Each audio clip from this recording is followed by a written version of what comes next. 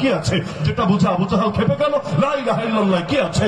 নবীর আপন চাচা আবু লাহাব যে নবীর জন্মে খুশি হয়ে নিজের দাসীকে আজাদ করে দিয়েছিল, সে পর্যন্ত সবার আগে বেয়াদবি করলো, যার জবাবে আল্লাহ আস্তে সূরা নাজিল করে দিলেন, তাব্বাত ইয়াদা আবি লাহাবি ওয়া তাব। কি আছে লা ইলাহা ইল্লাল্লাহ?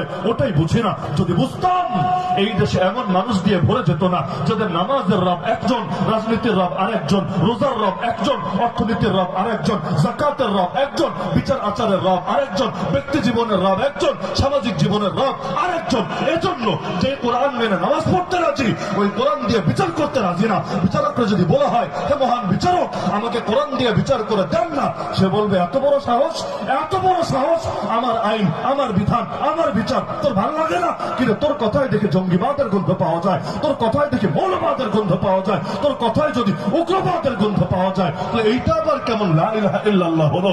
এক জায়গায় আল্লাহরে মানলো, আর এক জায়গায় আল্লাহরে পুরা বুড়া আঙ্গুল দেখায় দিল।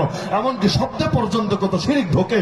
মাঝে মাঝে দেখবেন পত্রিকায় লেখে, রাষ্ট্রপতি অমুককে প্রাণ ভিক্ষা দিয়েছে, লেখে না? কারো যদি মৃত্যুদণ্ডের রায় হয়, জাজ কোর্ট থেকে রায়